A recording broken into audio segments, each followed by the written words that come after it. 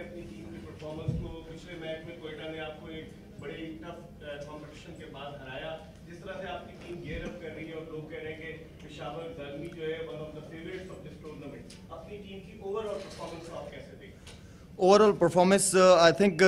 इस फॉर्मेट में हमेशा कहता हूँ जो टीम सबसे कम गलतियाँ करेगी वो टीम जीतेगी। नो डाउट कोयटा बहुत अच्छी टीम है इस फॉर्मेट की। पेशावर ज़ल्मी भी कोशिश कर रही है कि जो कम्बिनेशन चल रहा है उसको रखे रहे, और ज़्यादा इसलिए मैं टीम के अंदर चेंजेस करना नहीं चाहता, इसलिए कि ओवरसीज़ प्लेयर्स आते हैं उनको जेल करना, ड्रेसिंग रूम के माहौल को ठीक रखना वो थोड़ा सा मुश्किल होता है। लेकिन अल्हम्दुलिल्लाह सारे लड़के बहुत जल्दी एक दूसरे को अंडरस्टैंडिंग बढ़ी है लड़कों में आपस में, और जिस तरह चल रही है परफॉर्मेंस अगर इस तरह चलती रहेगी, आज भी मैं समझ रहा हूँ कि थोड़ा सा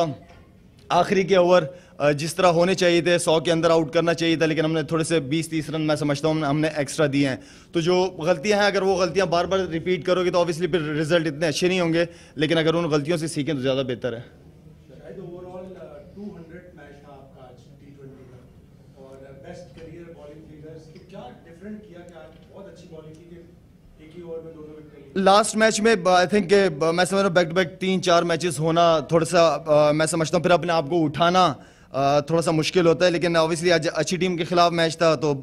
मैं हमेशा से अपनी परफॉर्मेंस को बड़ी अहमियत देता हूँ, और मैं समझता हूँ कि मेरी परफॉर्मेंस एक लीडर की परफॉर्मेंस, कप्तान की परफॉर्मेंस का होना बहुत ज़्यादा ज़रूरी होता है, और मैं समझता हूँ कि इंशाल्लाह इसी परफॉर्मेंस को कंटिन्यू करके एशिया कप भी खेलूँ, इसी परफॉर्मेंस को कंटिन्यू करके वर्ल्ड कप की तरफ भी जाऊँ, तो मेरी अपनी इंडिविजुअल परफॉर्मेंस बहुत ज़्यादा ज़रूरी है। अच्छा हो गई ये बेस्ट ही है किसको करें, ये आपके नाम हो गई।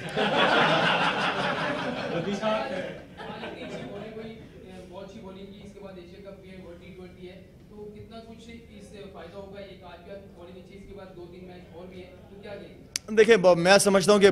कंसिस्टेंसी बहुत ज़्यादा ज़रूरी है। आप जो अच्छा करते हो उसको अपने अकाउंट में डालो और आगे की तरफ देखो, और मैं समझता हूँ कि हर दिन नया, हर मैच नया होता है, हर मैच का प्रेशर नया होता है, तो ये नहीं है कि मैं इसी परफॉर्मेंस को अगले मैच में भी लेके जाऊँ। मेरी बॉडी लैंग्वेज और ज़्यादा स्ट्रांग होनी चाहिए अगले मैच में, तो वो इंशाल्लाह होगी।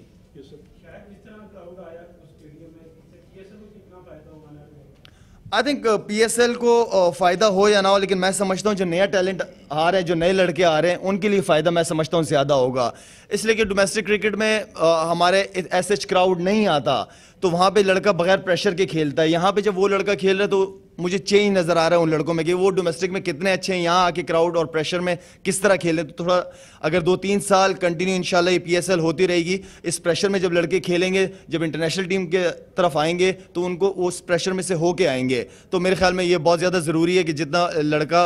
खेले, और मेरी भी अब कोशिश यही कि जो हमारे साथ एक्स्ट्रा लड़के आए हुए हैं, नए टैलेंटेड हैं, बड़े अच्छे लड़के बेंच पे बैठे हुए हैं, तो उन लड़कों को भी PSL का फ़ायदा होना चाहिए, उन लड़कों को भी इस क्राउड में खेलने का मौका मिलना चाहिए।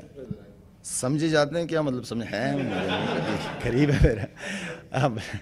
मैं आई थिंक नहीं होना चाहिए था, नहीं होना चाहिए था, बिल्कुल नहीं होना चाहिए था, लेकिन वो बस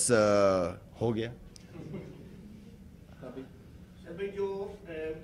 पाकिस्तान में ये खबरें चल रही हैं कि शायद टीम में कुछ तब्दीलियां, जो फाइनल टीम अनाउंस हो चुकी है जी, उसमें कुछ लोग कह रहे हैं कि ICC से प्रायर परमिशन लिए बगैर भी तब्दीली कर सकते हैं, तो जो टीम अनाउंस हो चुकी है आप उस पर खुश हैं या उसमें कुछ तब्दीली चाह रहे हैं? देखिए अगर आपको याद हो जो लास्ट मेरी और आप लोगों से जो बात हुई थी वो यही थी कि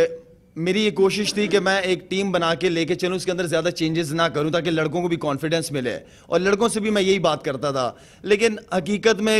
वो चीज़ नज़र नहीं आ रही थी, लड़कों की तरफ से वो रिस्पॉन्स नहीं मिल रहा था। तो उसके बाद फिर आई थिंक मैं समझता हूँ कि हर लड़के को ज़बरदस्त तरीके से चांस मिला, कप्तान, कोच, सिलेक्शन कमेटी सबकी बेहतरीन सपोर्ट मिली। ऐसा कोई प्लेयर मैं समझता नहीं हूँ जो मेरी कप्तानी में उसको कॉन्फिडेंस ना मिला हो या मैचेस ना मिले हो, मिले बिल्कुल मिले हम लड़कों को, लेकिन ऑब्वियसली जब आप रिजल्ट नहीं देंगे, कोई बड़ी परफॉर्मेंस भी आपसे हमने नहीं मांगी थी, लेकिन एटलीस्ट ये तो होता कि थोड़ा थोड़ा सा हिस्सा डालते, लेकिन वो भी नहीं थी। तो मैं समझता हूँ कि एक एशिया कप है हमारे पास, यहाँ पे हमने प्लेयरों को बिल्कुल चांस देना है। जिस तरह आपने बात की कि वर्ल्ड कप में भी चेंजिंग, तो मैंने भी यही आज सुना है कि हमारे पास टाइम है वर्ल्ड कप के लिए, तो यहाँ पे मौका देंगे। उसके बाद फिर जो लड़के यहाँ पे फॉर्म में वापस नजर आ रहे हैं बिल्कुल चांस दे सकते हैं, क्यों नहीं दे सकते हैं।